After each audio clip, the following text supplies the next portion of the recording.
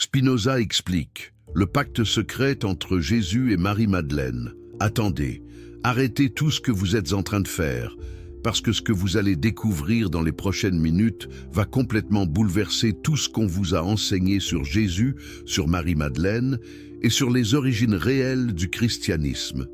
Pourquoi l'Église a-t-elle passé 2000 ans à effacer le nom d'une femme de l'histoire? Pourquoi une disciple qui était présente aux moments les plus cruciaux de la vie de Jésus a-t-elle été transformée en prostituée par la tradition catholique? Et surtout, qu'est-ce que Baruch Spinoza, ce philosophe radical qui fut excommunié pour avoir osé dire la vérité, a découvert sur la véritable relation entre Jésus et Marie-Madeleine? Avant de continuer, si vous aimez les histoires qui changent complètement votre vision du monde, qui vous font remettre en question tout ce que vous pensiez savoir, n'oubliez pas de vous abonner à cette chaîne pour ne manquer aucun moment de cette révélation explosive. Et dites-moi, de quel pays nous regardez-vous en ce moment? À quelle heure êtes-vous en train de découvrir cette vérité interdite? Laissez votre commentaire, parce que cette histoire nous concerne tous, peu importe d'où nous venons. Si vous regardez ceci sur votre téléphone portable, appuyez sur ce bouton pour liker cette vidéo. Cela aide énormément à faire parvenir cette information à plus de personnes qui ont le droit de savoir ce qui leur a été caché pendant des siècles. Il ne s'agissait pas simplement d'amour, il ne s'agissait pas simplement d'une relation de maître à disciple. Ce que Spinoza a découvert en analysant les textes interdits, les évangiles, que l'Église a brûlé, les manuscrits que le Vatican voulait voir disparaître à jamais, c'était quelque chose de bien plus profond et de bien plus dangereux pour le pouvoir ecclésiastique. C'était un pacte de connaissance, un accord secret qui mettrait en péril toute la structure patriarcale du christianisme. Jésus avait transmis à Marie-Madeleine des enseignements qu'il n'avait partagés avec aucun des apôtres masculins. Elle détenait des secrets sur la nature de Dieu, sur la réalité de l'univers, sur le chemin vers la libération spirituelle que Pierre, Jacques et Jean n'avaient jamais compris. Et cette transmission de savoir était tellement révolutionnaire, tellement subversive, tellement contraire aux intérêts du pouvoir religieux institutionnel que l'Église primitive n'avait qu'une seule option pour survivre. Elle devait détruire Marie-Madeleine. Pas physiquement, non. Quelque chose de bien plus efficace et pernicieux. Elle devait détruire sa réputation, transformer la disciple la plus brillante en une femme de mauvaise vie, brûler les 13 évangiles qui portèrent son enseignement et effacer de l'histoire collective le fait qu'une femme avait été choisie par Jésus comme dépositaire de sa sagesse la plus profonde. Mais pourquoi Spinoza? Qu'est-ce que ce philosophe juif hollandais excommunié en 1656 par sa propre communauté avait à voir avec tout cela? Parce que Spinoza possédait quelque chose que peu de gens de son époque avaient et que peu de gens ont encore aujourd'hui. Il possédait le courage de regarder la vérité en face, peu importe les conséquences. Il possédait les outils intellectuels pour déconstruire les narratives religieuses et révéler les mécanismes politiques cachés derrière les dogmes théologiques. Et surtout, il possédait une compréhension révolutionnaire de ce que signifie vraiment être humain, de ce que signifie avoir un corps, avoir des émotions, avoir des relations intimes, et comment tout cela se connecte au divin. Quand Spinoza a commencé à appliquer sa méthode d'analyse rationnelle au texte biblique, quand il a commencé à lire la Bible non pas comme la parole littérale de Dieu, mais comme des documents historiques écrits par des êtres humains avec leurs propres agendas politiques, quand il a osé dire que les miracles étaient impossibles et que Jésus était un être humain et non une divinité incarnée, il a ouvert une porte que personne ne pourrait refermer. Il a créé les outils qui nous permettent aujourd'hui, en 2025, de récupérer la vérité sur Marie-Madeleine, sur son rôle réel dans la vie de Jésus, sur les enseignements qu'elle a reçus et préservés, sur le pacte secret qui les unissait et qui devait être enterré pour que l'Église patriarcale puisse exister. Ce que vous allez découvrir n'est pas une théorie du complot. Ce sont des faits historiques, des analyses philosophiques rigoureuses, des documents qui ont survécu malgré toutes les tentatives pour les détruire. Ce que vous allez comprendre va changer votre relation avec la spiritualité, avec la religion, avec l'idée même de ce que signifie chercher la vérité dans un monde construit sur des mensonges convenables. Préparez-vous. Parce qu'une fois que vous aurez vu ce que Spinoza a vu, une fois que vous aurez compris ce que l'Église a caché, vous ne pourrez plus jamais regarder l'histoire du christianisme de la même manière. La révolution intellectuelle de Spinoza, quand la raison défie Dieu, qui était vraiment Baruch Spinoza? Pourquoi un homme serait-il prêt à sacrifier sa communauté, sa sécurité, sa réputation, tout ce qu'il possédait, simplement pour dire la vérité sur Dieu et sur la religion? Imaginez Amsterdam en 1656. Une ville cosmopolite, relativement tolérante pour l'époque, un refuge pour les juifs séfarades qui avaient fui l'inquisition espagnole et portugaise. La communauté juive d'Amsterdam était prospère, organisée, fière. Elle avait ses synagogues, ses rabbins, ses structures de pouvoir, et au milieu de cette communauté vivait un jeune homme brillant de 23 ans, fils d'un marchand respecté, qui posait des questions dangereuses. Baruch Spinoza ne pouvait pas s'empêcher de questionner. Dès son adolescence, il avait commencé à douter des enseignements traditionnels. L'immortalité de l'âme lui semblait une construction humaine, une consolation face à la peur de la mort plutôt qu'une vérité métaphysique. L'idée d'un Dieu personnel qui intervenait dans les affaires humaines, qui récompensait et punissait, qui exigeait l'obéissance à des lois arbitraires, lui paraissait infantile et incompatible avec une compréhension rationnelle de l'univers. Mais ce qui était vraiment révolutionnaire chez Spinoza, ce n'était pas simplement qu'il doutait, c'est qu'il osait articuler une alternative cohérente, complète, systématique. Pour Spinoza, Dieu n'était pas un être séparé de la création, siégeant quelque part dans les cieux, jugeant et manipulant. Dieu était la nature elle-même, Deus sive natura, comme il l'écrirait plus tard. Dieu ou nature, c'est la même chose. Tout ce qui existe est une expression de la substance divine unique. Chaque atome, chaque étoile, chaque être humain, chaque pensée, chaque émotion, tout est Dieu se manifestant sous d'infinies formes. Cette vision éliminait d'un coup tous les fondements de la religion organisée. Si tout est Dieu, alors il n'y a pas de péché au sens traditionnel, pas de damnation, pas de rédemption nécessaire, pas de salut à obtenir par l'obéissance à des autorités religieuses. La libération, la béatitude, le salut, tout cela vient de la compréhension. Comprendre que nous sommes déjà et avons toujours été des expressions de la substance divine, voilà la vraie libération. Les rabbins d'Amsterdam comprenaient parfaitement ce que cette philosophie impliquait. Si Spinoza avait raison, alors toute la Torah, tous les commandements, toutes les lois rituelles, toute la structure d'autorité rabbinique reposait sur une illusion. Le 27 juillet 1656, la communauté juive d'Amsterdam prononça contre Baruch Spinoza le hérem le plus sévère jamais émis. Ce n'était pas une simple excommunication, c'était une malédiction, un bannissement total et absolu. Le texte du hérem est terrifiant dans son intensité. Il maudit Spinoza de jour et de nuit, en dormant et en veillant, en entrant et en sortant. Il ordonne que personne ne lui parle, que personne ne lui rende service, que personne ne lise ses écrits, que personne même ne s'approche à moins de 4 coudées de lui. Spinoza avait 23 ans. Il venait de perdre sa famille, sa communauté, son identité sociale, tout. Beaucoup à sa place auraient rétracté, auraient supplié le pardon, auraient accepté de se conformer. Mais Spinoza fit quelque chose d'extraordinaire. Il accepta le prix de la vérité. Il changea son prénom hébraïque Baruch pour le latin Benedictus, tous deux signifiant béni, affirmant symboliquement qu'il restait béni malgré la malédiction. Il se retira de la vie publique, vivant modestement en polissant des lentilles pour gagner sa vie, et consacra le reste de son existence à développer sa philosophie. C'est dans cet état d'exil intellectuel et social que Spinoza commença à écrire son œuvre la plus dangereuse politiquement, le Tractatus Theologico-Politicus, publié anonymement en 1670.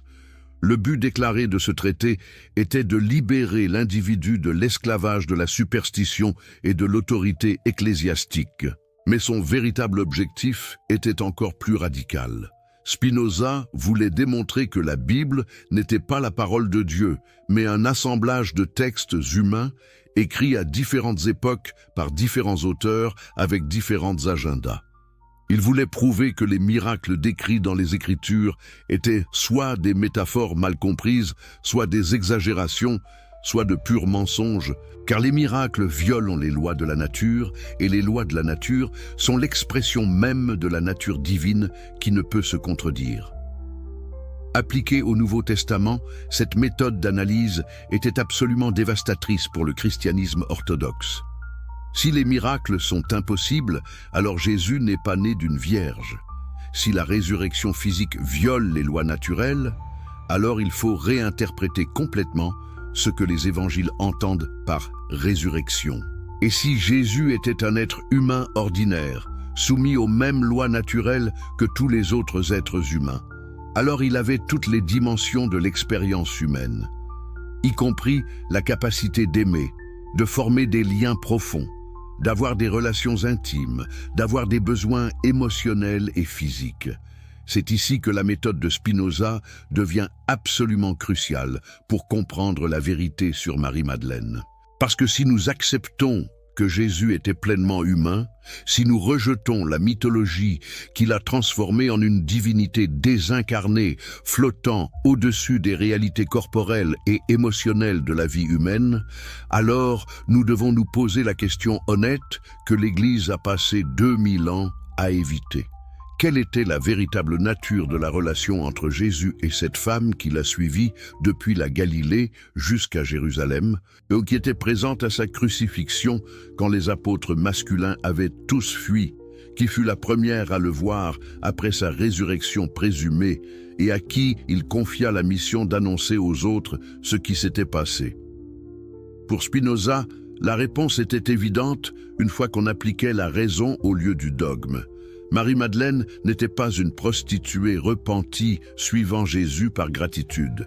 Elle n'était pas une disciple ordinaire parmi tant d'autres. Elle était la compagne intellectuelle et spirituelle de Jésus, celle qui comprenait ses enseignements à un niveau que les autres disciples n'atteignaient pas, celle avec qui il partageait une connexion si profonde qu'elle transcendait les catégories conventionnelles de maître-élève, d'ami-ami ou même d'amant-amante. C'était une union d'esprit, une communion de compréhension, un pacte de connaissance. Mais pourquoi ce pacte devait-il rester secret? Pourquoi l'Église a-t-elle dû le cacher, le déformer, finalement le détruire presque complètement de la mémoire historique? Parce que ce pacte représentait une menace existentielle pour tout ce que l'Église primitive voulait construire. Si Marie-Madeleine détenait la connaissance la plus profonde de Jésus, si elle avait accès à des enseignements que Pierre n'avait jamais reçus, alors sur quelle base Pierre pouvait-il revendiquer la primauté? Sur quelle base l'Église pouvait-elle établir une hiérarchie exclusivement masculine? Sur quelle base les évêques et les prêtres pouvaient-ils se proclamer intermédiaires nécessaires entre Dieu et les croyants si une femme avait reçu un accès direct à la vérité? Spinoza comprenait parfaitement ces dynamiques de pouvoir. Dans le Tractatus Theologico-Politicus, il démontre méticuleusement comment les autorités religieuses utilisent des narratives théologiques pour maintenir le contrôle politique et social. Il montre comment la superstition est cultivée délibérément pour garder les masses dans un état de peur et de dépendance. Il révèle comment les textes sacrés sont interprétés sélectivement, comment certains passages sont amplifiés, tandis que d'autres sont ignorés, comment des dogmes sont établis, non pas parce qu'ils sont vrais, mais parce qu'ils servent les intérêts de ceux qui détiennent le pouvoir. Appliqué à l'histoire de Marie-Madeleine, cette analyse spinoziste nous permet de voir clairement ce qui s'est passé. Dans les décennies et les siècles qui ont suivi la mort de Jésus, différentes communautés chrétiennes avaient différentes versions de son message, différentes structures d'autorité, différentes pratiques. Certaines de ces communautés, particulièrement celles influencées par le gnosticisme, accordaient aux femmes des rôles de leadership égaux à ceux des hommes. Elle préservait des enseignements qui mettaient de l'accent sur la connaissance directe, l'expérience personnelle du divin, la libération par la compréhension plutôt que par l'obéissance. Et plusieurs de ces communautés vénéraient Marie-Madeleine comme la disciple suprême, la dépositaire des secrets les plus profonds de Jésus.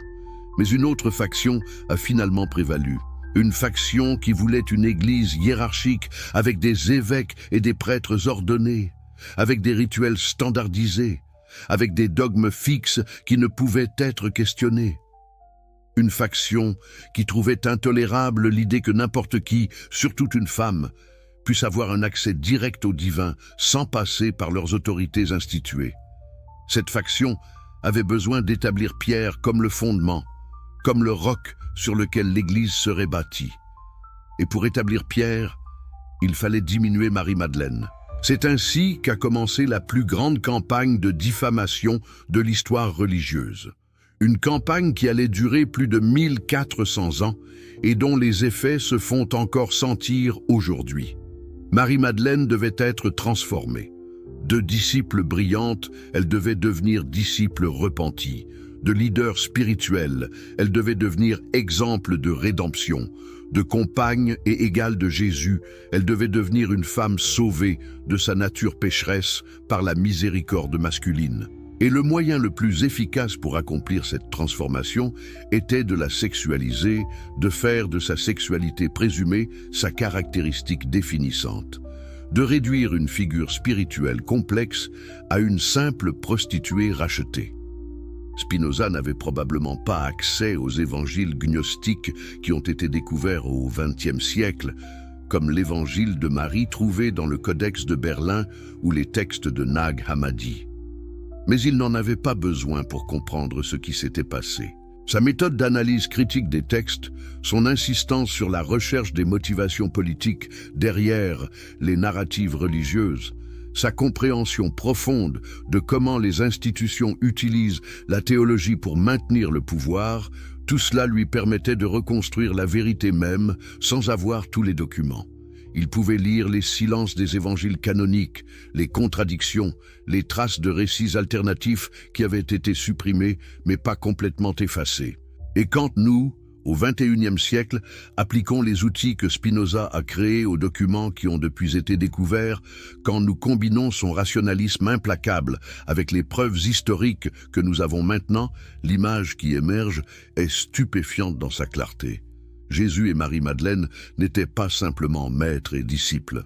Ils étaient partenaires dans une quête de compréhension, co-créateurs d'une vision spirituelle, unis par un pacte de connaissance qui transcendait tout ce que l'Église orthodoxe pouvait tolérer.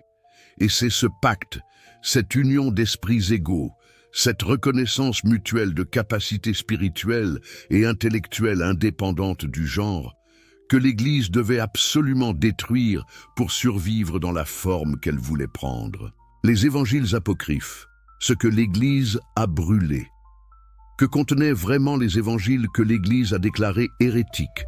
Pourquoi était-il si crucial de les détruire? Qu'est-ce qui était écrit dans ces textes qui étaient tellement dangereux qu'ils devaient être brûlés, interdits, effacés de l'existence? Pour comprendre le pacte secret entre Jésus et Marie-Madeleine, nous devons plonger dans ces documents interdits, ces voies supprimées du christianisme primitif qui ont miraculeusement survécu malgré tous les efforts pour les anéantir. L'évangile de Marie-Madeleine est peut-être le document le plus révélateur de tous. Découvert au Caire en 1896, dans ce qu'on appelle maintenant le Codex de Berlin, ce texte écrit en copte date du 5e siècle, mais c'est une copie d'un original grec qui remonte probablement au 2e siècle, ce qui le place à peu près à la même époque que les évangiles canoniques, ou même avant certains d'entre eux. Malheureusement, le manuscrit est fragmentaire.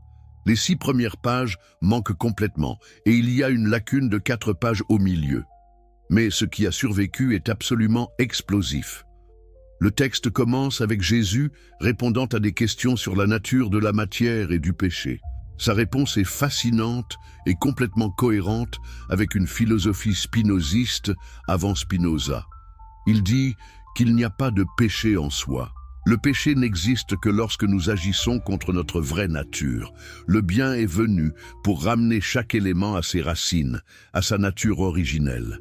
C'est une vision de la spiritualité basée sur la compréhension de la nature, sur le retour à ce que nous sommes réellement, pas sur l'obéissance à des commandements arbitraires.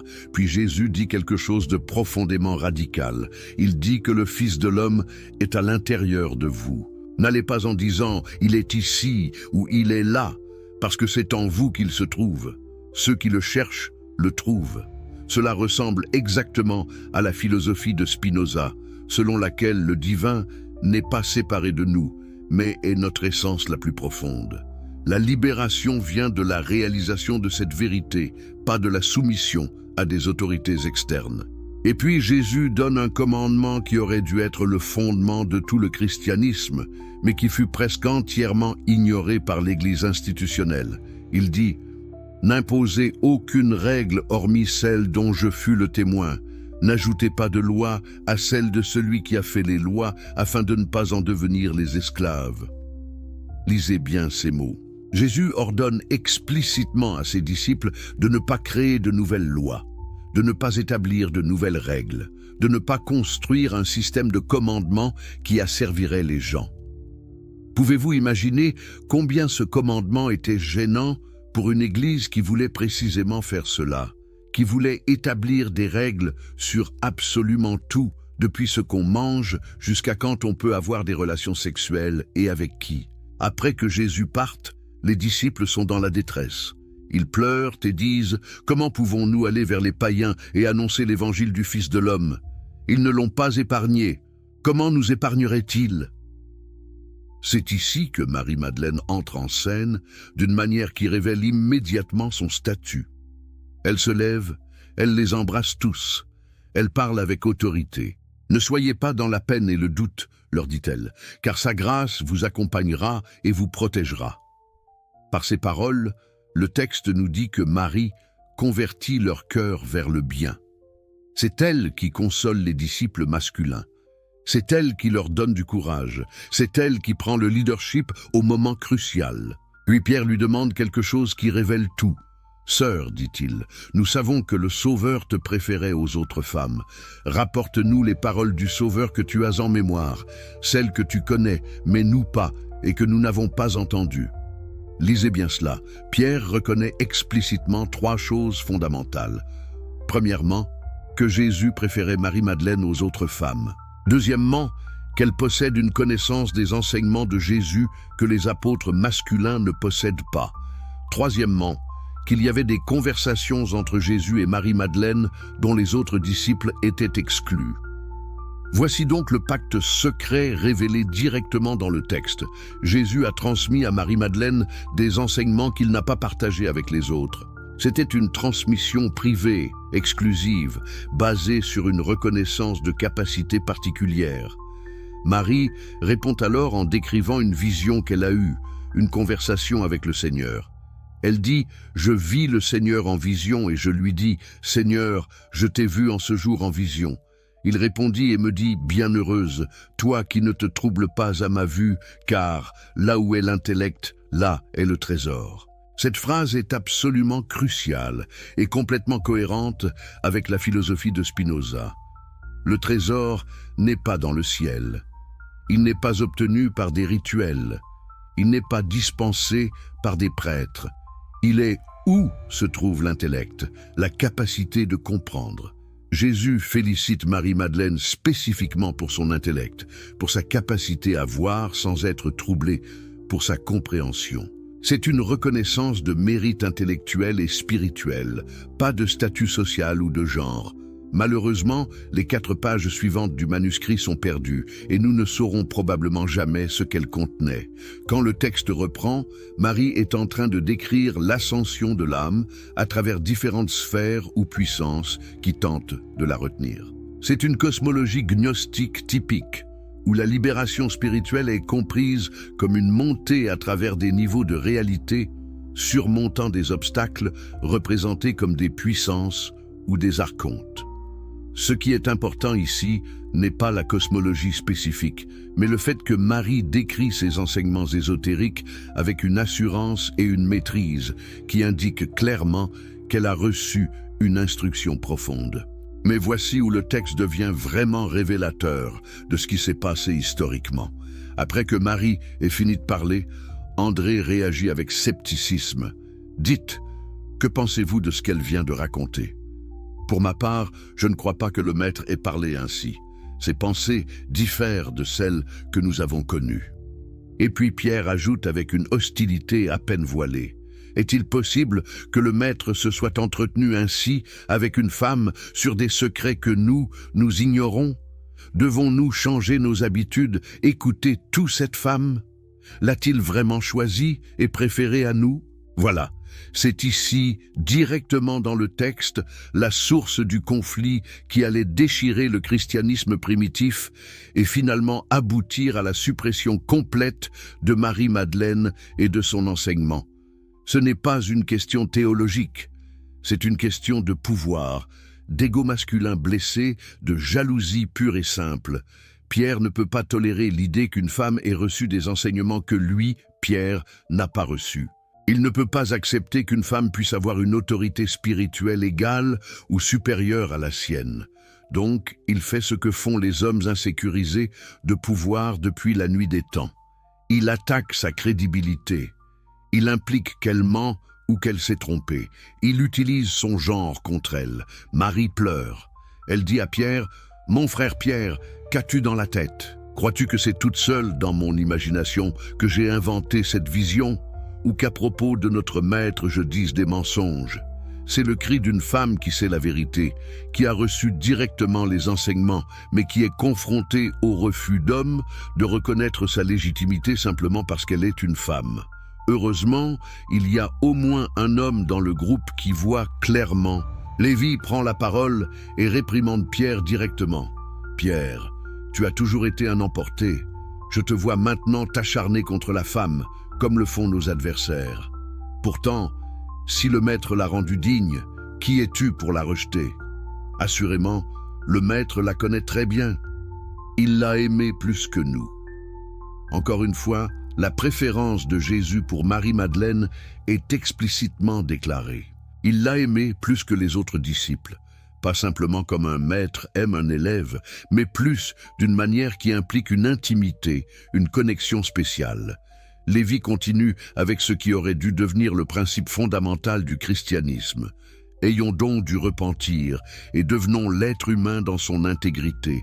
Laissons-le prendre racine en nous et croître comme il l'a demandé. Partons annoncer l'Évangile sans chercher à établir d'autres règles et d'autres lois en dehors de celles dont il fut le témoin. En d'autres termes, honorons ce que Jésus a réellement enseigné. Cessons d'imposer nos propres règles et nos propres hiérarchies, et reconnaissons que le chemin spirituel est pour tous, hommes et femmes également. Mais bien sûr, ce n'est pas ce qui s'est passé historiquement. La faction de Pierre a gagné.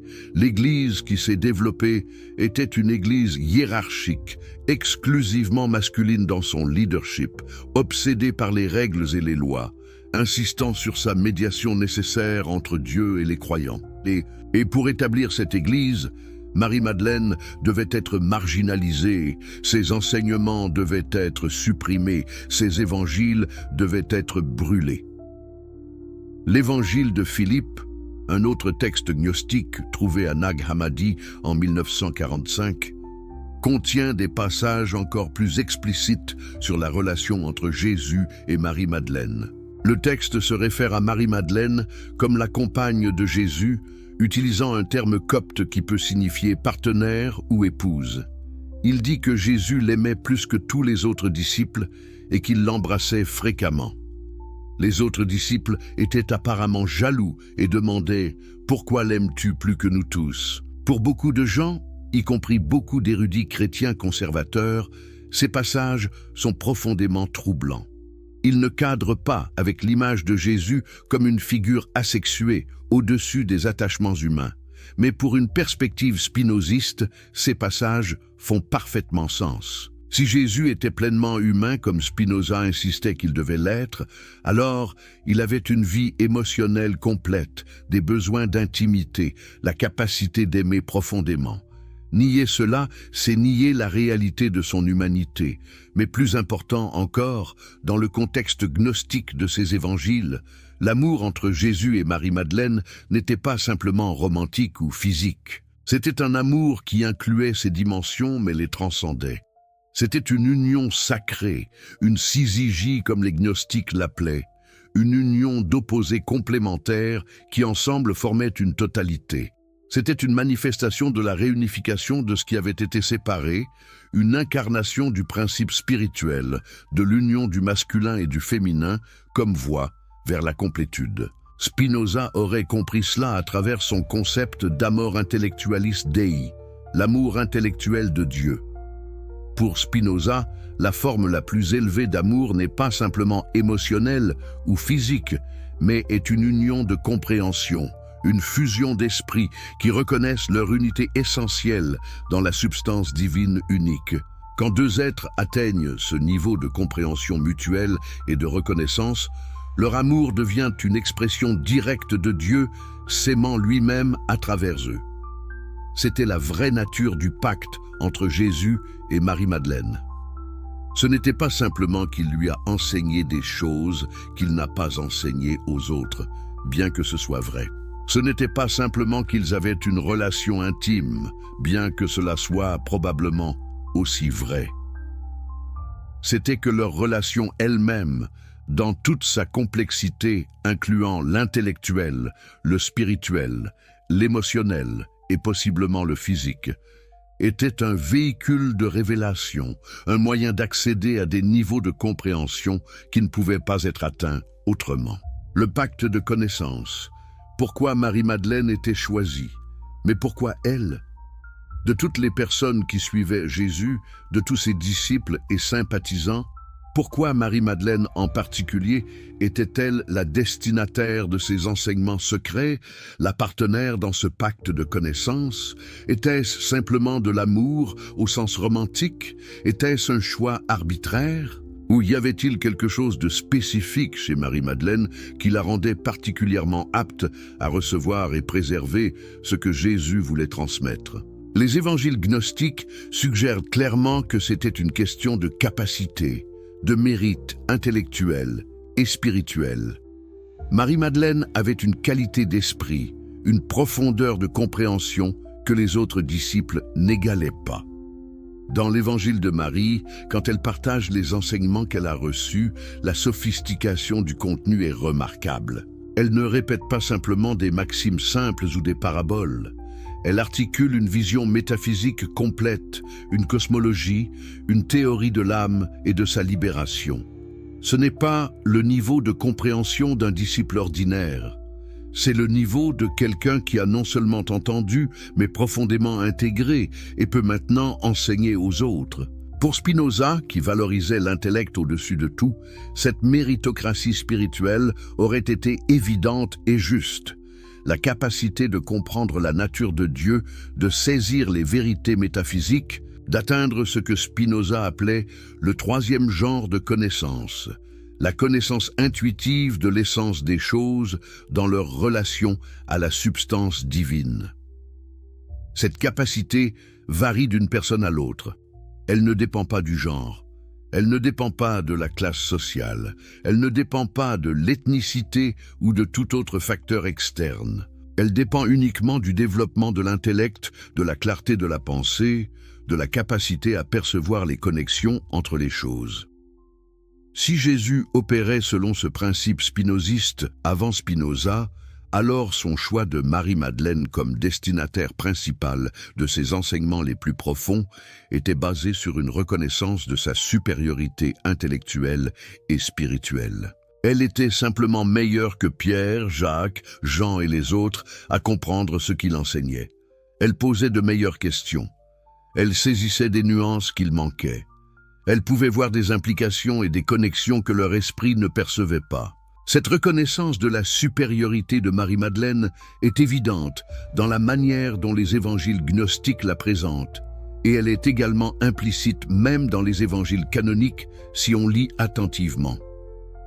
Dans l'évangile de Jean, quand Marie-Madeleine rencontre Jésus ressuscité, il lui dit des choses qu'il ne dit à aucun des autres disciples.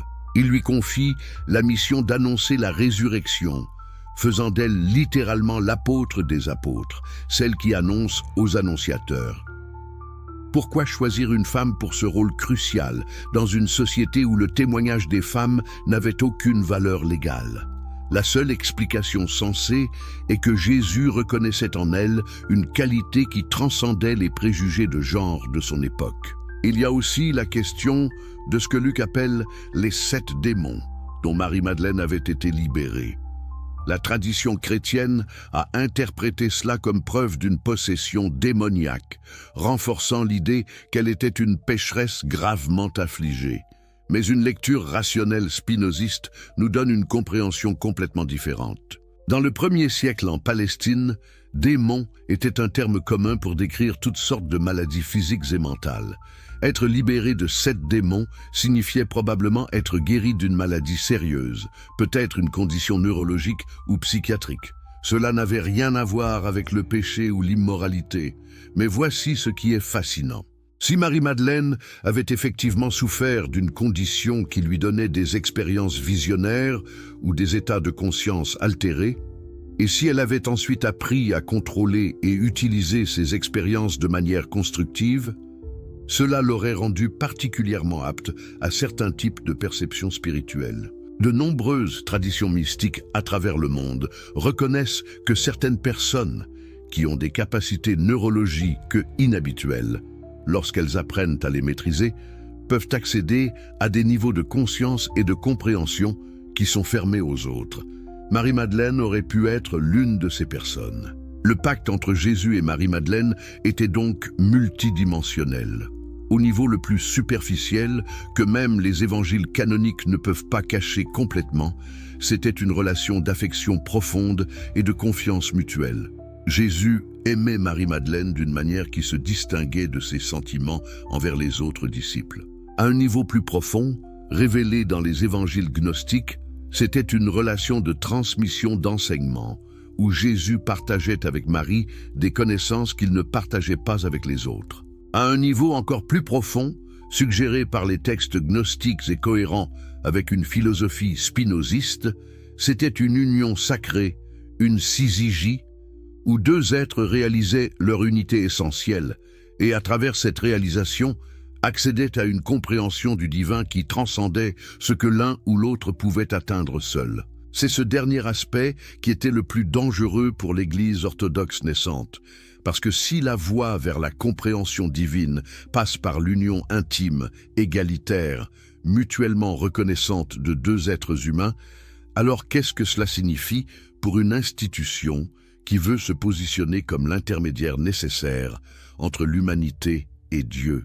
Si la révélation vient de la connexion profonde entre égaux, où est la place pour la hiérarchie ecclésiastique? Si une femme peut être la réceptrice des enseignements les plus élevés, l'égale ou même la supérieure des hommes en matière spirituelle, alors, sur quelle base peut-on justifier l'exclusion des femmes du sacerdoce et du leadership?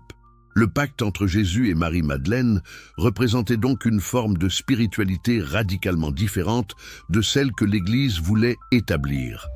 C'était une spiritualité basée sur la connaissance directe plutôt que sur la foi aveugle, sur le mérite individuel plutôt que sur le statut institutionnel, sur l'égalité fondamentale de tous les chercheurs de vérité indépendamment du genre et sur la possibilité d'une union intime avec le divin qui ne nécessite aucun médiateur sacerdotal. Spinoza aurait reconnu dans ce pacte l'incarnation de ses propres principes philosophiques les plus chers.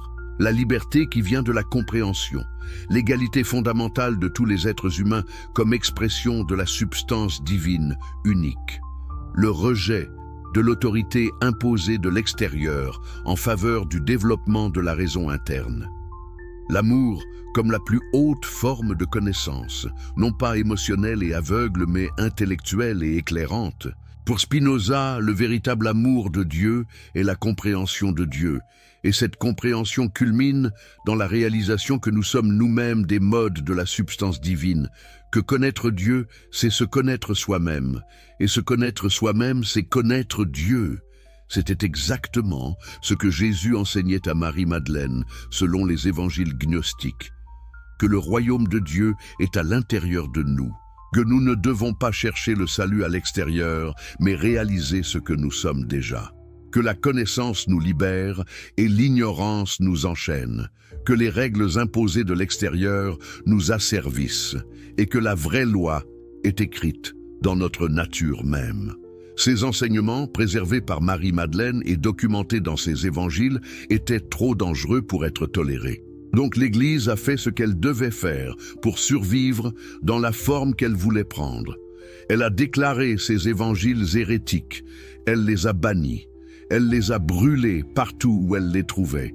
Elle a persécuté les communautés qui les préservaient. Elle a transformé le gnosticisme, qui avait été une forme majeure du christianisme primitif, en l'ennemi ultime, pire même que le paganisme. Et surtout, elle a détruit la réputation de Marie-Madeleine elle-même, transformant la disciple suprême, la dépositaire des secrets les plus profonds de Jésus, en une prostituée repentie dont la seule signification était comme exemple de la miséricorde masculine envers les femmes pécheresses. Cette destruction a été si complète, si systématique, si efficace, que pendant plus de 1500 ans, presque personne ne connaissait l'existence des évangiles gnostiques.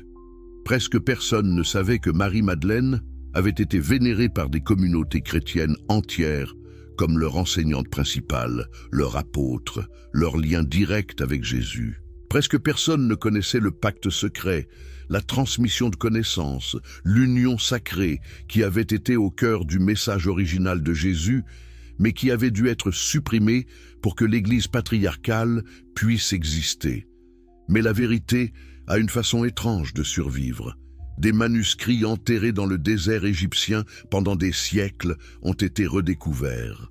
Des textes que l'Église pensait avoir complètement détruits ont été retrouvés dans des bibliothèques poussiéreuses.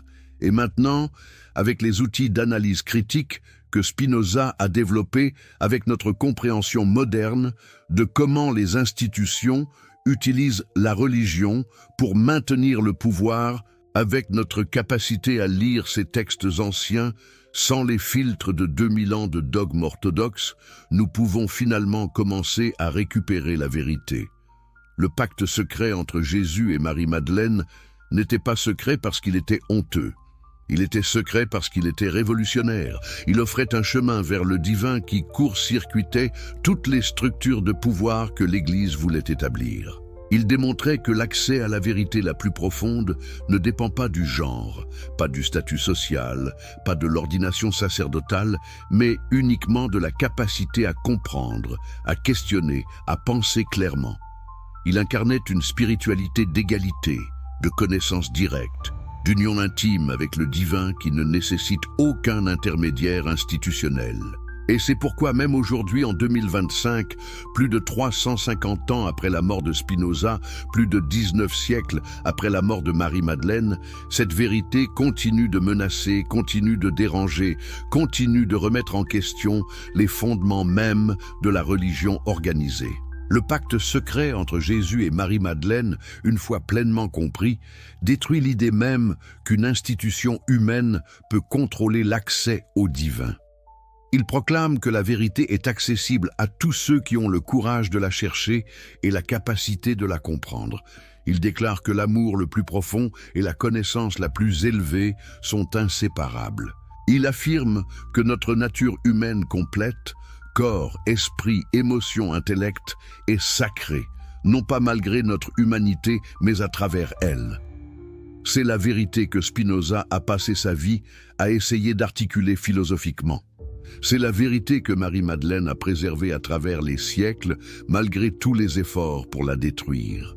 Et c'est la vérité qui, une fois que vous l'avez vraiment comprise, vous libère de l'esclavage de la superstition, de l'autorité illégitime, de la peur qui a été utilisée pour contrôler l'humanité pendant trop longtemps. De quel pays regardez-vous cette vérité se révéler à vous? À quelle heure avez-vous commencé ce voyage de découverte? Partagez vos réflexions dans les commentaires, parce que cette conversation est importante. Nous récupérons ensemble une histoire qui nous appartient à tous, une vérité qui a été volée non seulement à Marie-Madeleine, mais à toute l'humanité. Si cette révélation vous touche, si elle change votre compréhension, n'oubliez pas de vous abonner pour ne manquer aucune partie de cette exploration. Parce que l'histoire de Spinoza, de Marie-Madeleine, du pacte secret et de comment l'Église l'a supprimé, c'est notre histoire. C'est l'histoire de comment le pouvoir utilise la religion. C'est l'histoire de comment la vérité survit malgré tout. Et c'est l'histoire de comment nous pouvons, même maintenant, récupérer ce qui nous a été volé. Spinoza explique le pacte secret entre Jésus et Marie-Madeleine. Suite. Vous êtes encore là? Parfait. Parce que ce que nous allons maintenant découvrir ensemble va vous révéler l'une des manipulations les plus cyniques et les plus durables de toute l'histoire de l'Église. Si vous appréciez ces révélations qui changent complètement votre compréhension du christianisme, si vous voulez continuer ce voyage vers la vérité que l'institution religieuse a passé des siècles à cacher, alors n'oubliez pas de vous abonner à cette chaîne maintenant. Vraiment, prenez 2 secondes, cliquez sur ce bouton d'abonnement, parce que ce que vous découvrez ici, vous ne le trouverez nulle part ailleurs avec cette profondeur et cette honnêteté. Et dites-moi, s'il vous plaît, de quel pays nous regardez-vous en ce moment?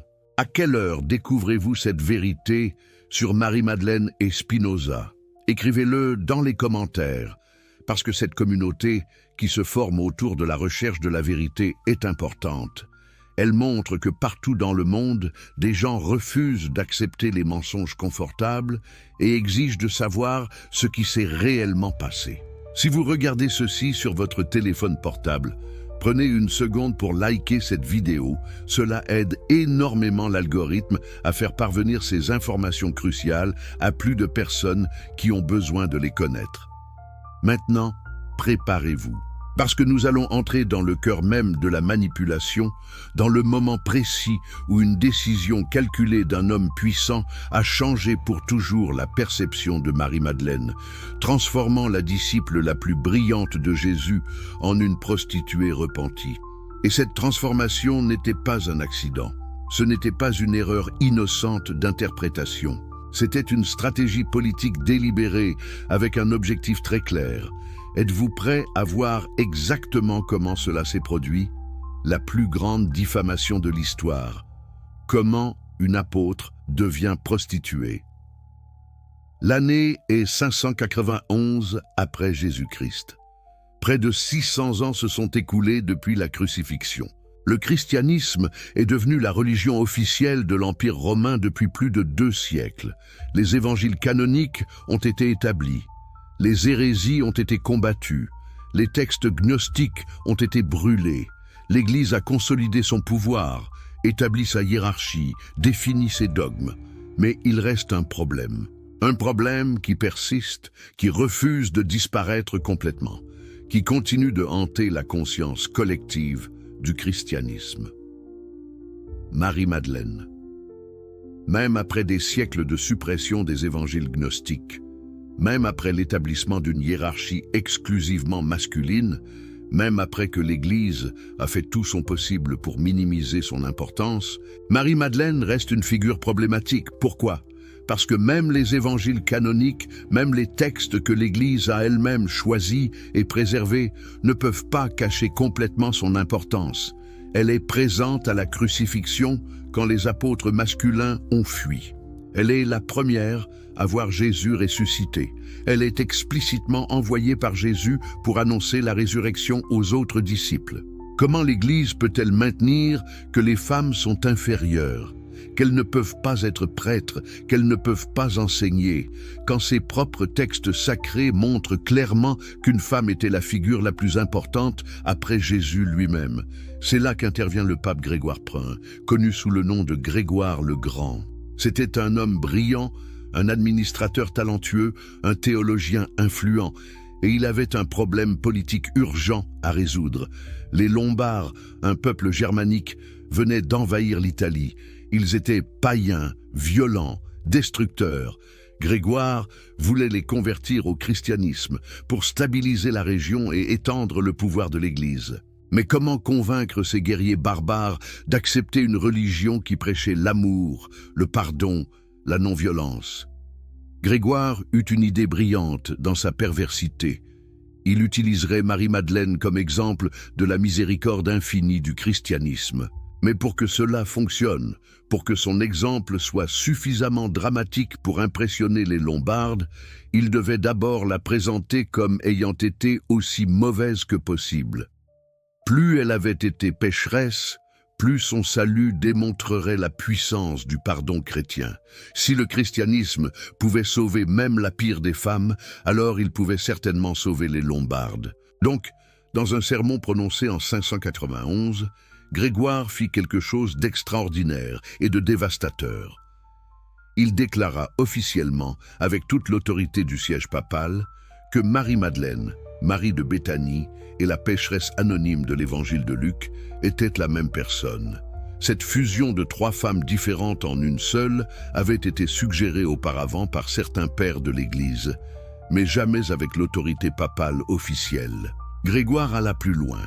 Il déclara explicitement que les péchés de Marie-Madeleine étaient de nature sexuelle.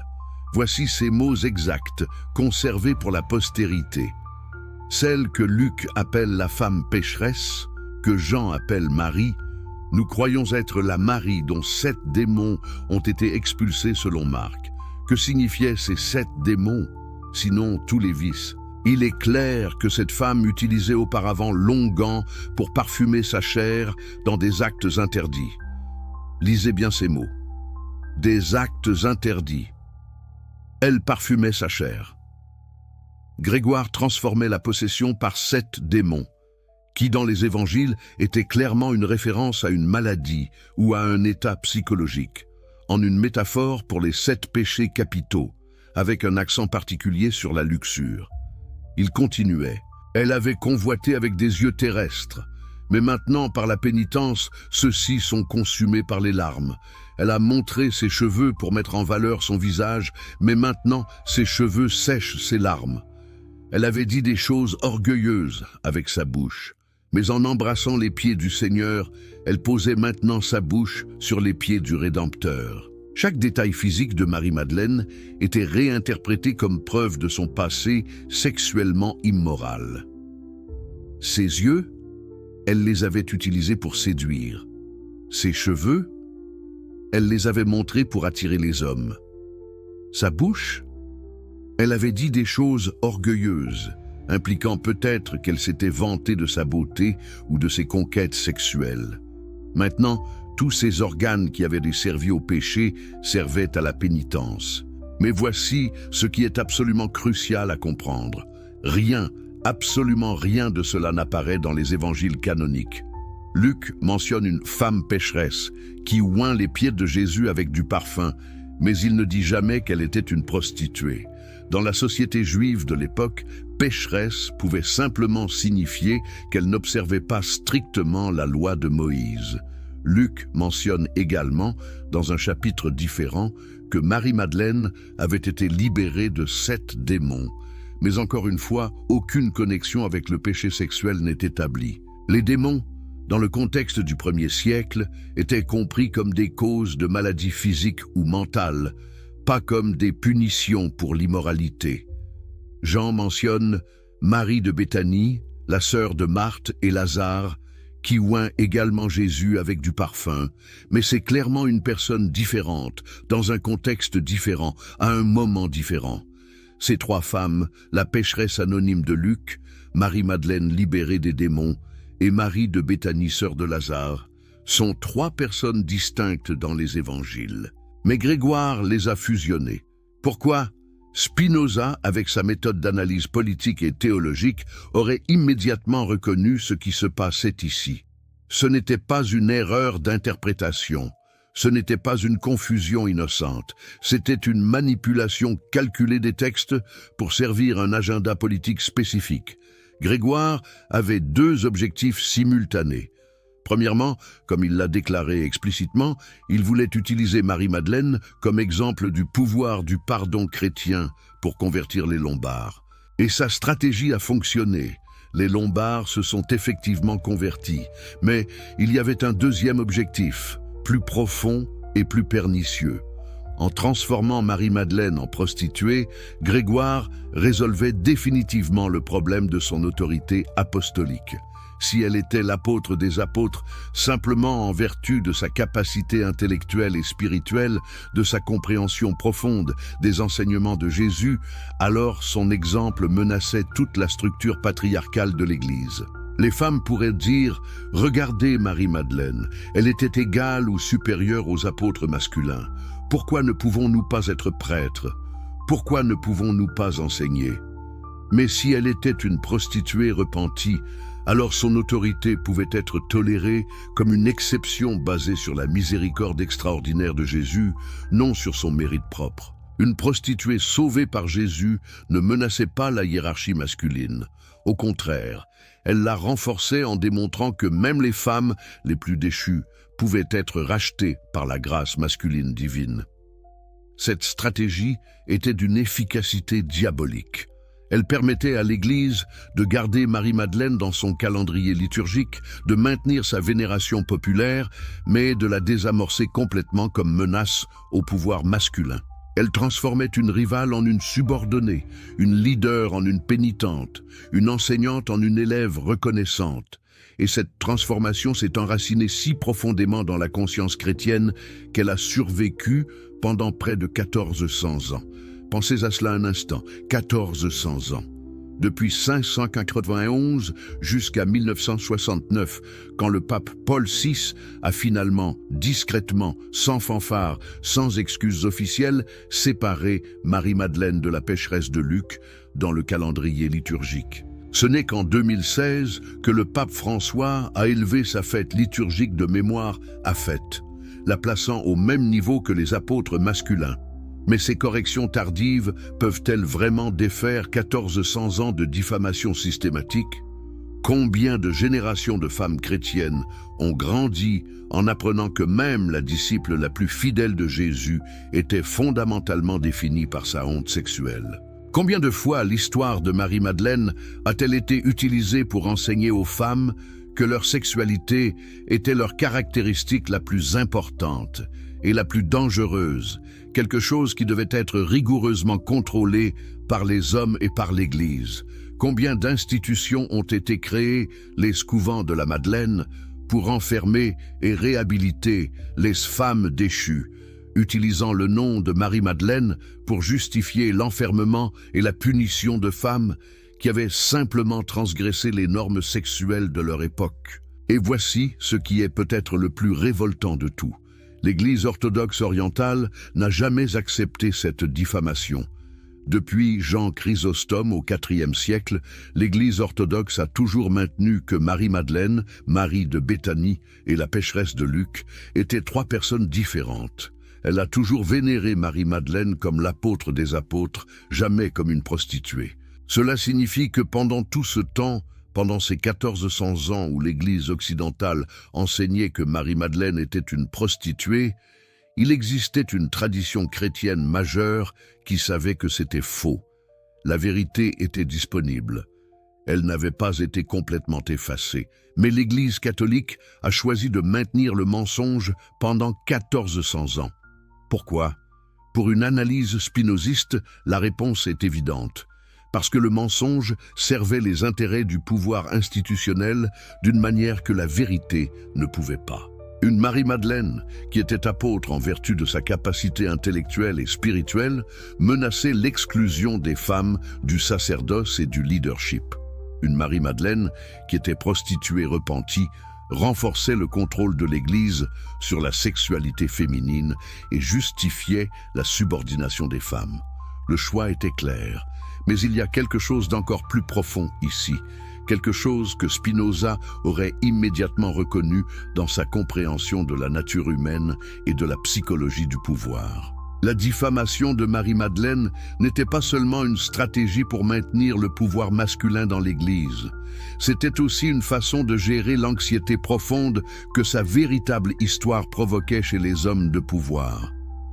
Qu'est-ce que Pierre a dit dans l'Évangile de Marie quand elle a partagé les enseignements secrets qu'elle avait reçus de Jésus? Est-il possible que le Maître se soit entretenu ainsi avec une femme sur des secrets que nous ignorons? Devons-nous changer nos habitudes? Écoutez tous cette femme. L'a-t-il vraiment choisie et préférée à nous? Vous entendez l'anxiété dans ses mots. Vous sentez l'ego blessé, la jalousie à peine contenue. Pierre ne pouvait pas tolérer l'idée qu'une femme puisse être sa supérieure spirituelle.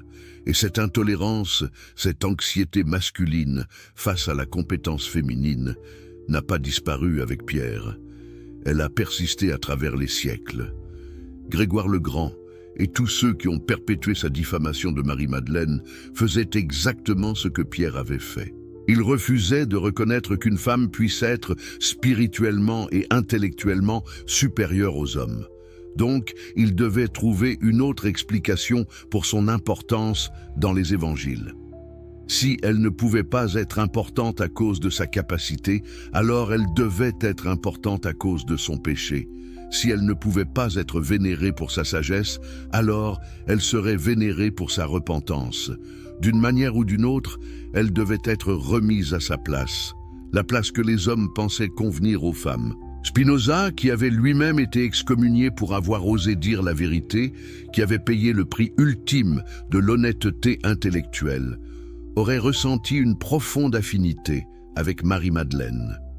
Tous deux ont été punis pour avoir menacé les structures de pouvoir établies. Tous deux ont été diffamés par ceux qui se sentaient menacés par leur compréhension supérieure. Tous deux ont subi des siècles d'incompréhension et de distorsion de leur véritable contribution. Et tous deux ont finalement été partiellement réhabilités, mais seulement après que le dommage ait été fait, après que des générations aient été privées de leurs véritables enseignements. Mais voici une question cruciale que nous devons nous poser. Si l'Église était prête à diffamer aussi systématiquement et aussi durablement Marie-Madeleine, qu'est-ce qui nous fait penser qu'elle nous a dit la vérité sur quoi que ce soit d'autre?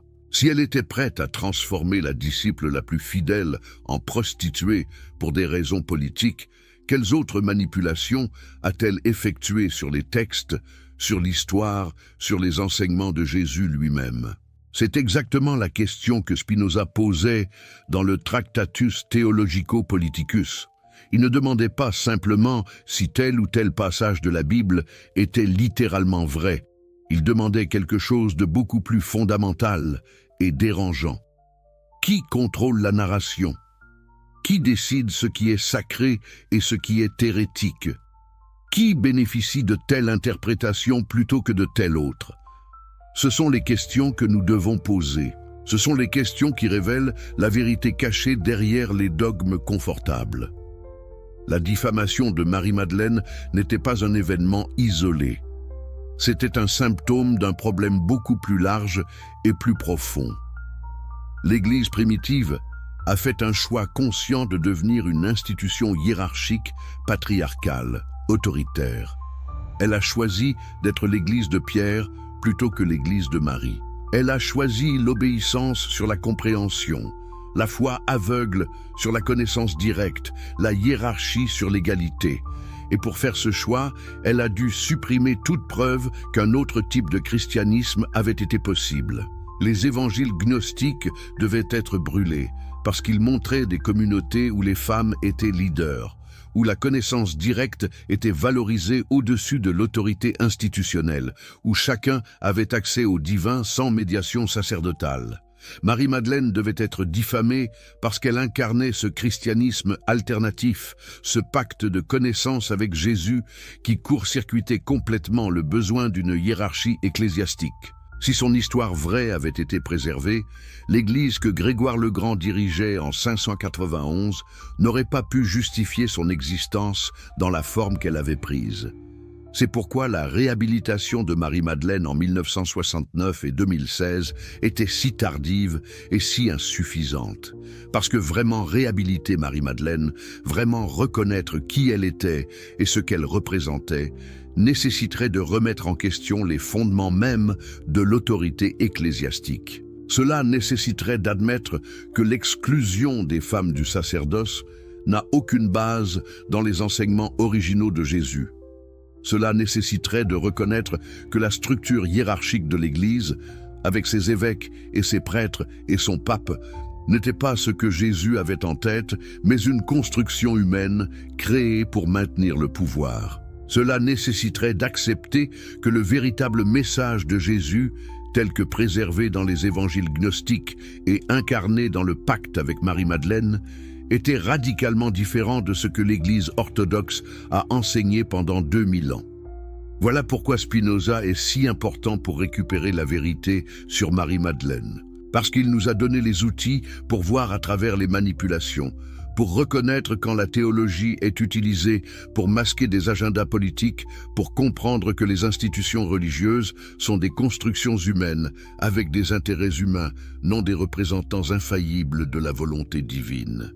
Quand nous appliquons la méthode spinoziste à l'histoire de Marie-Madeleine, quand nous posons les questions que Spinoza poserait, qui bénéficie de cette narration?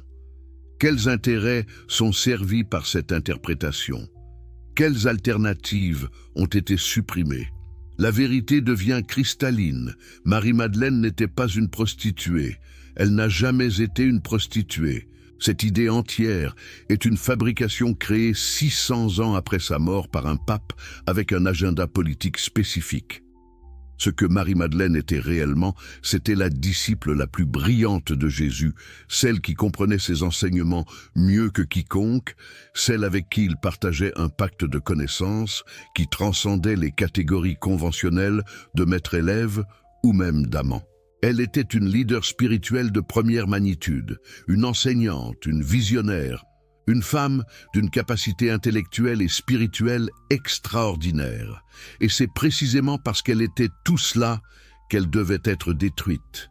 Parce qu'une église patriarcale ne pouvait pas tolérer une femme de ce calibre dans son histoire fondatrice.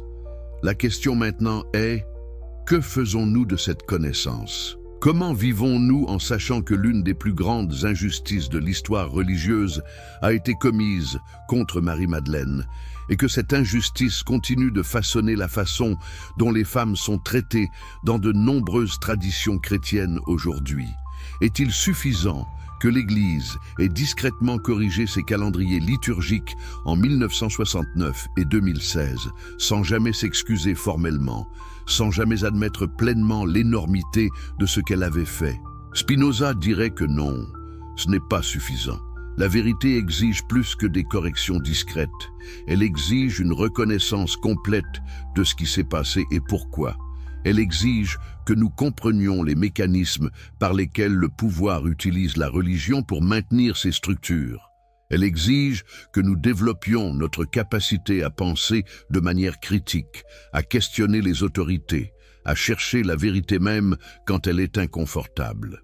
Et surtout, elle exige que nous reconnaissions que le pacte entre Jésus et Marie-Madeleine, ce pacte de connaissance et d'égalité et de reconnaissance mutuelle, représente une alternative toujours viable à la religion autoritaire et hiérarchique que l'Église est devenue. Ce que Spinoza révélerait aujourd'hui, Jésus était pleinement humain. Si Spinoza était vivant aujourd'hui, en 2025, avec accès à tous les manuscrits qui ont été découverts depuis sa mort, les codex de Nag Hammadi, le codex de Berlin, les manuscrits de la Mer Morte, qu'est-ce qu'il nous dirait sur la véritable relation entre Jésus et Marie-Madeleine?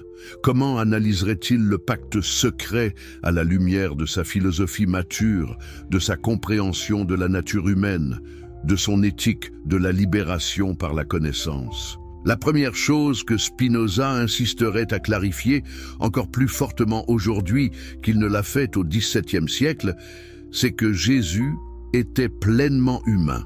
Non pas mi-divin et mi-humain, non pas Dieu déguisé en homme, non pas une divinité qui s'abaissait temporairement à prendre forme charnelle tout en restant essentiellement au-dessus et séparée de la condition humaine, mais complètement, entièrement, sans réserve humain, sujet aux mêmes lois naturelles que tous les autres êtres humains, possédant le même type de corps, avec les mêmes besoins, les mêmes capacités, les mêmes limitations. Pourquoi Spinoza insisterait-il si fortement sur ce point? Parce que dans sa philosophie, nier la pleine humanité de Jésus, c'est nier la réalité même. Pour Spinoza, il n'existe qu'une seule substance que nous pouvons appeler Dieu ou nature. C'est la même chose. Tout ce qui existe est une modification, une expression, un mode de cette substance unique. Les êtres humains ne sont pas séparés de Dieu, ils sont des expressions de Dieu. Mais précisément pour cette raison, ils sont soumis aux lois de la nature, qui sont les lois de Dieu. Il ne peut pas y avoir d'exception, il ne peut pas y avoir de miracle au sens d'événements qui violent les lois naturelles, parce que ces lois sont l'expression même de la nature divine. Appliquée à Jésus, cette philosophie signifie que Jésus ne peut pas être né d'une vierge, parce que la reproduction humaine requiert un père biologique. Il ne peut pas avoir transformé l'eau en vin ou marché sur l'eau ou ressuscité physiquement d'entre les morts, parce que tous ces événements violeraient les lois de la nature. Mais cela ne diminue en rien l'importance de Jésus. Au contraire, cela rend son accomplissement encore plus remarquable. Parce que si Jésus était pleinement humain, alors sa sagesse, sa compréhension de la nature divine, sa capacité à vivre librement et avec amour, tout cela était réalisable dans les limites de la condition humaine. Cela signifie que nous aussi pouvons potentiellement atteindre ce niveau de compréhension. Jésus devient un modèle, non un Dieu inaccessible. Maintenant, si Jésus était pleinement humain, alors il avait toutes les dimensions de l'expérience humaine, y compris la capacité et le besoin d'intimité émotionnelle et physique, y compris la capacité d'aimer profondément, de former des attachements, de chercher et trouver de la compagnie. Pour Spinoza, nier cela serait absurde. Le corps humain n'est pas une prison de l'âme, comme le pensaient les platoniciens et de nombreux pères de l'Église. Le corps est une expression sacrée de la substance divine, tout autant que l'esprit. Nier le corps, réprimer ses besoins, considérer ses plaisirs comme péché, tout cela est une incompréhension fondamentale de la nature de la réalité. Donc, pour Spinoza en 2025, avec accès aux évangiles gnostiques qui parlent explicitement de l'amour entre Jésus et Marie-Madeleine, la question ne serait pas « est-il possible qu'ils aient eu une relation intime ?» La question serait « comment pourraient-ils ne pas en avoir eu une, étant donné leur connexion spirituelle et intellectuelle profonde ?» Pour Spinoza, l'amour le plus élevé n'est pas celui qui nie le corps, mais celui qui intègre toutes les dimensions de l'être humain, corps, émotion, intellect, dans une unité harmonieuse. Spinoza a développé le concept d'amor intellectualis Dei, l'amour intellectuel de Dieu. C'est la forme la plus élevée d'amour, et c'est l'état de béatitude, de libération, de salut dans sa philosophie. Cet amour n'est pas émotionnel, au sens d'être basé sur des sentiments changeants et irrationnels. C'est un amour qui naît de la compréhension.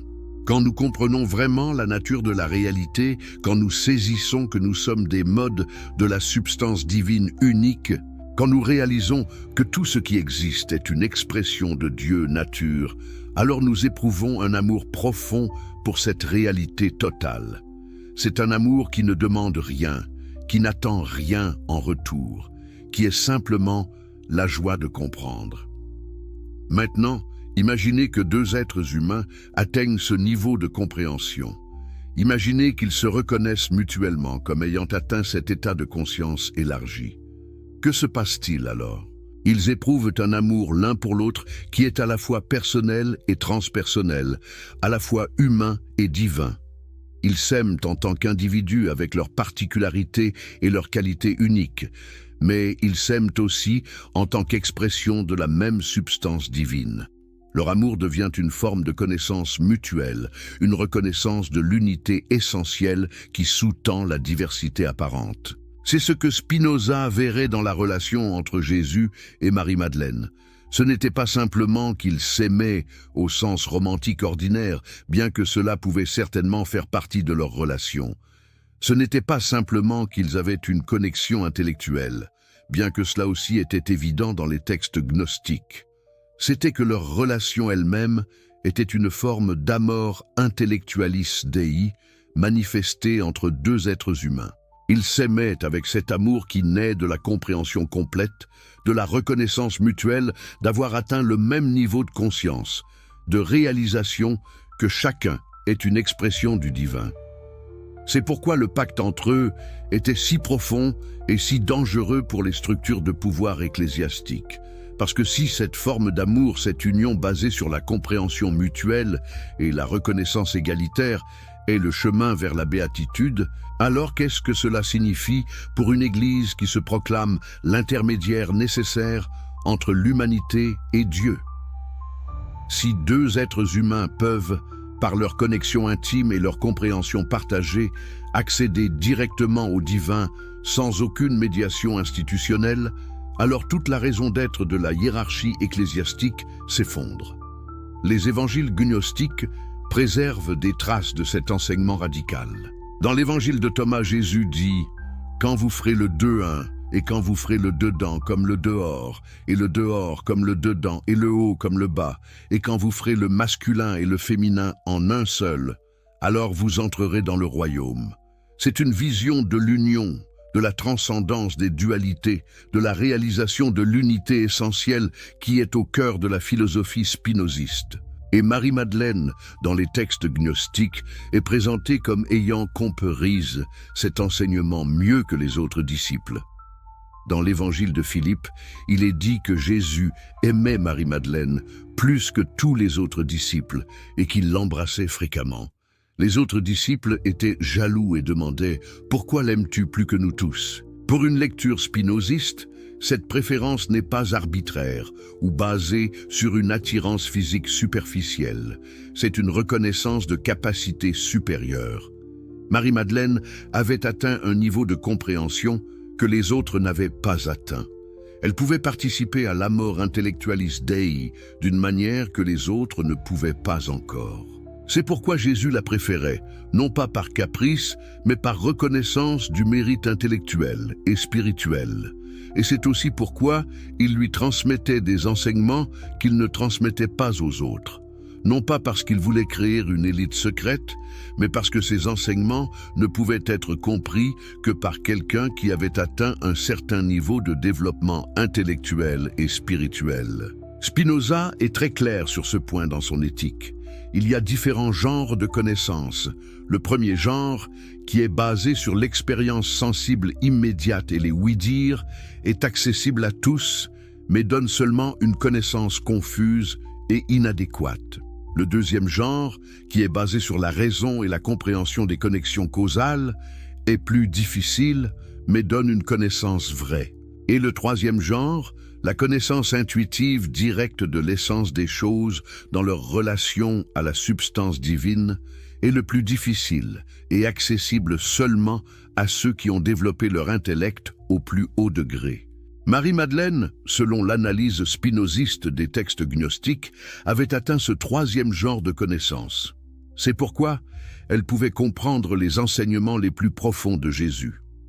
C'est pourquoi elle pouvait avoir des visions et des dialogues avec le Christ ressuscité que les autres ne pouvaient pas avoir. Non pas parce qu'elle était mystiquement favorisée par Dieu, mais parce qu'elle avait fait le travail intellectuel et spirituel nécessaire pour atteindre ce niveau de conscience. Le pacte secret entre Jésus et Marie-Madeleine était donc un pacte entre égos intellectuels et spirituels. C'était une reconnaissance mutuelle de capacité, un accord pour partager et développer ensemble la compréhension la plus profonde de la nature de la réalité. Et parce que cette compréhension intégrait toutes les dimensions de l'être humain, corps, émotions, intellect, leur relation avait probablement aussi des dimensions physiques et émotionnelles. Mais ces dimensions n'étaient pas séparées de leur connexion spirituelle et intellectuelle. Au contraire, elles étaient des expressions de la même unité, la même reconnaissance de leur essence commune comme mode de la substance divine unique. Spinoza dirait aujourd'hui que continuer à nier cette réalité, continuer à insister que Jésus ne pouvait pas avoir eu une relation intime avec Marie-Madeleine parce que cela serait trop humain ou pas assez spirituel, c'est perpétuer la même erreur dualiste que la philosophie et la théologie ont commise pendant des millénaires. C'est maintenir la fausse séparation entre corps et esprit, entre humain et divin, entre amour physique et amour spirituel. Cette séparation n'existe pas dans la réalité. Elle existe seulement dans notre compréhension inadéquate de la réalité. Et maintenir cette séparation nous empêche d'atteindre la vraie béatitude, la vraie libération. Le message de Spinoza pour nous aujourd'hui serait clair. Arrêtez de chercher le divin en dehors de vous-même et en dehors de la nature. Arrêtez de nier votre humanité complète au nom d'une spiritualité désincarnée. Arrêtez de penser que l'amour le plus profond doit exclure le corps ou les émotions. Reconnaissez que vous êtes déjà des expressions du divin, que votre nature humaine complète est sacrée, que les connexions les plus profondes que vous pouvez former avec d'autres êtres humains.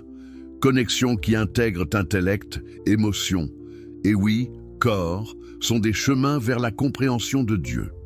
Et reconnaissez que Marie-Madeleine et Jésus ont incarné cette vérité. Leur pacte, leur union, leur amour, quel que soit le mot que nous utilisons, était une démonstration vivante que le chemin vers le divin ne passe pas par le déni de l'humanité, mais par son acceptation complète et sa transcendance par la compréhension.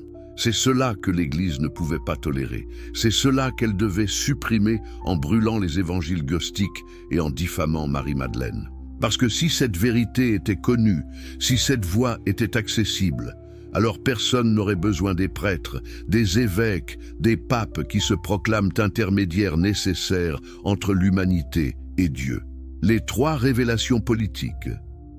Ce que le pouvoir ne pouvait tolérer maintenant, nous arrivons au cœur même de pourquoi le pacte entre Jésus et Marie-Madeleine devait être enterré. Nous avons vu comment elle a été diffamée. Nous avons compris à travers Spinoza ce que leur relation signifiait réellement. Maintenant, nous devons examiner les implications politiques concrètes, les trois révélations spécifiques que l'Église primitive devait absolument supprimer pour survivre dans la forme qu'elle voulait prendre. Êtes-vous prêts à voir clairement les mécanismes du pouvoir théologique politique en action? Première révélation, les femmes étaient leaders dans l'Église primitive. La première vérité politique que l'histoire de Marie-Madeleine révèle et que l'Église orthodoxe devait absolument cacher, c'est qu'il y avait des femmes en position de leadership significatif dans le christianisme primitif, non pas comme exception tolérée, non pas comme assistantes des hommes, non pas comme ministères auxiliaires féminins, mais comme enseignantes, prophétesses, apôtres, leaders de communautés avec une autorité égale ou même supérieure à celle des hommes.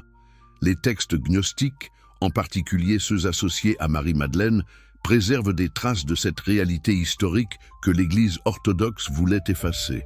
Dans l'Évangile de Marie, elle enseigne aux disciples masculins. Dans l'Évangile de Philippe, elle est appelée la compagne de Jésus et est présentée comme ayant une relation privilégiée avec lui. Dans la Pistis Sophia, elle pose la majorité des questions à Jésus et reçoit ses louanges pour sa compréhension supérieure. Ces textes ne sont pas des fantasmes tardifs créés pour promouvoir un agenda féministe moderne. Ce sont des documents du IIe et IIIe siècle qui reflètent des communautés chrétiennes réelles où les femmes occupaient des rôles de leadership. Les historiens reconnaissent maintenant que les femmes étaient effectivement des leaders dans les premières communautés chrétiennes, mais que leur rôle de leadership ont été systématiquement éliminés à mesure que l'Église devenait plus institutionnalisée et hiérarchisée. Justo González, historien respecté de l'Église, reconnaît que les femmes étaient des leaders dans l'Église primitive, mais leurs rôles de leadership ont été éliminés à la fin du IIe siècle. Pourquoi? Qu'est-ce qui a changé? Ce qui a changé, c'est que la faction qui voulait une église hiérarchique et patriarcale a gagné. La faction de Pierre a vaincu la faction de Marie. Et une fois qu'elle a gagné, elle a dû réécrire l'histoire pour faire sembler que c'était toujours ainsi, que l'exclusion des femmes du leadership était la volonté de Jésus depuis le début. Marie-Madeleine, comme la figure féminine de leadership la plus éminente et la plus indéniable même dans les évangiles canoniques, devait être neutralisée. D'où la transformation en prostituée repentie. Une prostituée sauvée par la grâce de Jésus pouvait être tolérée dans le récit orthodoxe. Mais une enseignante, une apôtre, une leader spirituelle qui rivalisait avec ou surpassait Pierre. Absolument inacceptable. Si l'histoire vraie de Marie-Madeleine et des autres femmes leaders du christianisme primitif avait été préservée, l'Église ne pourrait pas justifier l'exclusion des femmes du sacerdoce. Elle ne pourrait pas maintenir que c'est la volonté de Dieu que seuls les hommes puissent être prêtres, évêques, papes. La base historique de cette exclusion s'effondrerait complètement. C'est pourquoi cette première révélation devait être enterrée.